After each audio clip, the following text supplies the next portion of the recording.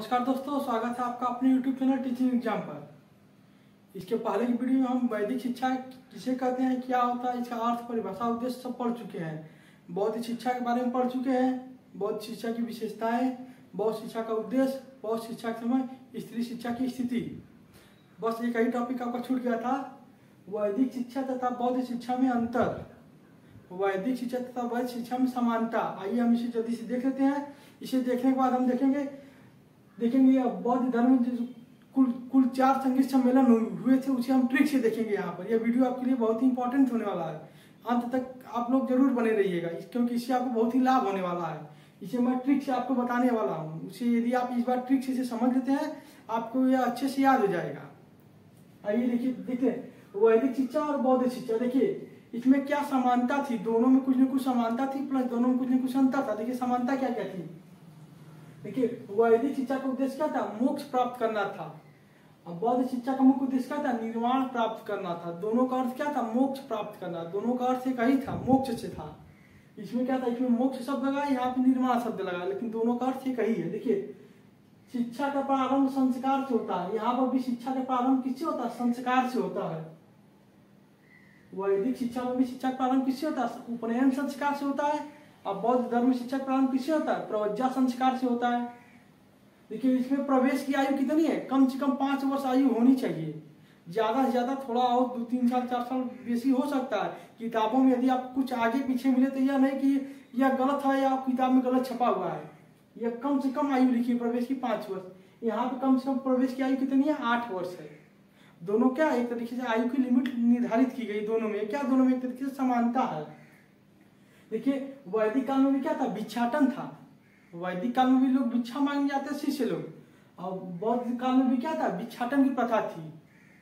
यदि एक और आप लिखना चाहते हैं लिख सकते। देखिए वैदिक काल में ये क्या करते थे, पुनर्जन्म को मानते थे, और बौद्ध धर्म में भी क्या होता था, पुनर्जन्म को यह लोग मानते थे। अब आगे चलिए देखते हैं इसकी असमानताएं क्या क्या। देखिए जो वैदिक शिक्षा थी, इसका मकसद क्या था, धर्म का प्रचार प्रसार करना नहीं था। बौद्ध धर्म का जो मकसद है क्या था, अपने धर्म का प्रचार प्रसार करना था। वैदिक शिक्षा में किसकी प्रधानता थी, वैदिक शिक्षा में गुरु की प्रधानता थी। लेकिन बौद्ध धर्म की जो शिक्षा किसकी प्रधानता है, संघ की प्रधानता होती है। जहां पे बच्चे रह के पढ़ते थे उसे क्या कहते हैं, संघ कहते थे। किसकी प्रधानता थी, संघ की प्रधानता थी। देखिए इस वैदिक शिक्षा का था, समावर्तन संस्कार के बाद जो है विद्यार्थी को गृहस्थ जीवन में प्रवेश दे दिया जाता था। समावर्तन संस्कार के बाद विद्यार्थी कहाँ जाता था, अपने गृहस्थ जीवन में चला जाता था। लेकिन जो है बौद्ध धर्म में जो है उपसंपदा संस्कार के बाद विद्यार्थी क्या होता था, ब्रह्मचर्य प्राप्त कर लेता था। वह ब्रह्मचर्य जीवन को ग्रहण कर लेता था। देखिए इसमें क्या, स्त्री पुरुष एक साथ नहीं रहते थे। वैदिक काल में जो है स्त्री और पुरुष एक साथ नहीं रहते थे, लेकिन बौद्ध काल में स्त्री और पुरुष मठों में एक साथ रह सकते थे। देखिए इसकी भाषा क्या थी, इसकी भाषा संस्कृत थी। इसकी भाषा क्या थी, पाली या प्राकृतिक भाषा थी। देखिए जो वैदिक काल था क्या था, ईश्वरवादी था, या ईश्वर में विश्वास करता था। यह कैसा था, यह आस्तिक था। लेकिन जो बौद्ध काल में क्या थे, यह अनिश्वरवादी थे, यह ईश्वर में विश्वास नहीं करते थे। यह क्या थे, ये नास्तिक थे। देखिए ये जो शिक्षाएं थी कैसे दिया, एक प्रकार की धार्मिक शिक्षा देते थे, या किसी विशेष जाति को क्या करते थे, शिक्षा देते थे।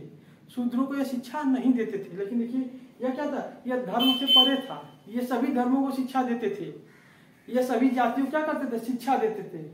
मैं आशा करता हूँ यहाँ तक आपको समझ में आया होगा। या असमानता और समानता आप लोग अच्छे से नोट्स बना रहे तो लिख लीजिएगा, क्योंकि ये क्वेश्चन आपसे एग्जाम में सीधे सीधे 2 नंबर पूछ ही जाते हैं। देखिए अब इधर चलते, देखिए इसे हम ट्रिक से पढ़ेंगे। बौद्ध धर्म में कुल 4 संगीत सम्मेलन हुए, जिसे हम कैसे पढ़ेंगे, ट्रिक से पढ़ेंगे। देखिए इसके लिए ट्रिक क्या है। देखिए बौद्ध धर्म में जो 4 संगीत सम्मेलन हुए हैं वह किस किस स्थान पे हुए हैं। स्थान का ट्रिक क्या है, रावयपाकुर। क्या है, रावयपाकुर। एक बार आप भी बोलिए, रावयपाकुर। देखिए रा से क्या होगा, राजगिरी, वै से वैशाली, प से पाटलिपुत्र, कु से क्या होगा, कुंडरवन। ये कहाँ है, ये कश्मीर में है। ये 3 नाम तो आप जानते होंगे, सुने होंगे, लेकिन ये नहीं सुने होंगे।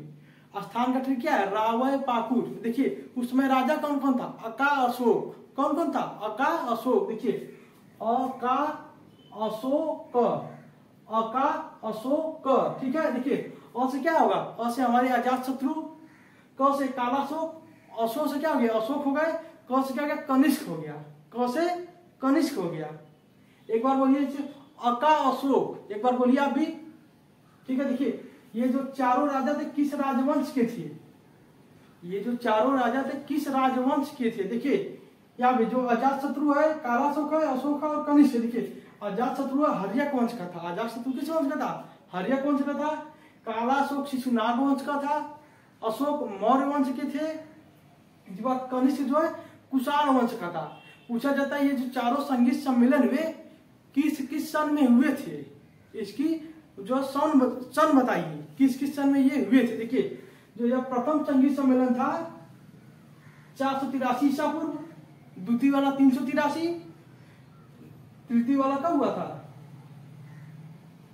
251 ईसा पूर्व, और जो चतुर्थ वाला प्रथम शताब्दी में हुआ था। इस प्रकार से आप क्या करते हैं, आप इसके जो है सन को याद कर लेंगे। देखिए पूछा जाता है चारों सम्मेलन के अध्यक्ष कौन थे, इसके लिए एक छोटा सा ट्रिक है, महान साहब मोगली खाएंगे अब। आप भी बोलिए महान साहब मोगली खाएंगे अब, महान साहब मोगली खाएंगे अब। देखिए महान से क्या गया, महाकश्यप, साहब से सबक अमीर, मोगली से क्या गया, मोगली पुत्र, और से क्या गया, अश्वघोष। इन्हें हम क्या कहते हैं, वसु मित्र भी कहते हैं।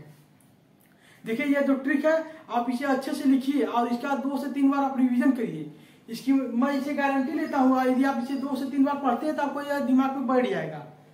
और कोई तरीका नहीं इसे याद करने का। यदि एग्जाम में यदि क्वेश्चन पूछ दिया जाए कि प्रथम बौद्ध सम्मेलन किसके शासनकाल में हुआ था, प्रथम बौद्ध सम्मेलन किसके शासनकाल में हुआ था, आप कहेंगे अजात शत्रु के शासनकाल में हुआ था।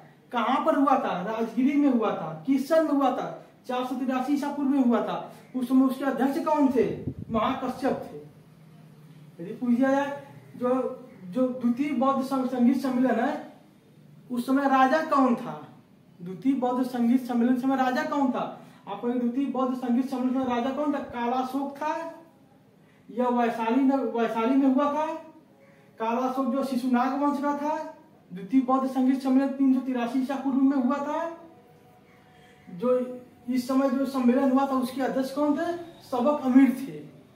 देखिए आप इसे इस तरीके से ट्रिक से पढ़ते हैं ना, आपको पूरा दिमाग में आपको घूमता रहेगा, आपको पूरा फैक्ट याद रहेगा। यह लगभग आपके देखेंगे जो बीटीसी सेकेंड सेमेस्टर का एग्जाम हुआ है लगभग, यह तो इसमें तो नहीं पूछा है, मतलब जो वर्तमान भारतीय समाज प्रारंभिक एग्जाम, किंतु ये सोशल में पूछा है यह क्वेश्चन आपके साइंस, मतलब सोशल साइंस वाले में यह क्वेश्चन आपको वहां पे पूछा था। क्योंकि यह वीडियो क्या था, काफी छोटा था, इसलिए मैंने इसको ट्रिक को यहाँ पे दे दिया हूँ। साइंस वाला जब मैं आपको सोशल साइंस पढ़ाऊंगा तो कोशिश करूंगा एक बार आपको ट्रिक मैं वहां पर भी इसे बता दूं।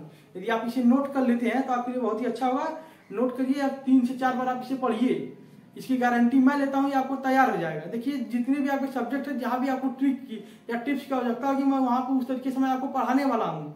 इसके बाद मैं कोशिश करूंगा कि जितने कथन वाले क्वेश्चन है मैं उसका ट्रिक आपको दे दूं, कि आप कथन देखते ही तुरंत उस मनोवैज्ञानिक का नाम बता दें किसके द्वारा यह कथन लिखा गया है। मैं जल्द ही आपको लगभग 2 या 3 दिन लगेंगे, मैं मतलब वो कथन लिखूंगा, उसके बाद उसका मैं ट्रिक बताऊंगा, जिससे आपको वो आसानी से याद हो जाए। मैं आशा करता हूँ आपको ये वीडियो अच्छी लगेगी, इसे आप शेयर करिएगा। वीडियो देखने के लिए आपका बहुत बहुत धन्यवाद।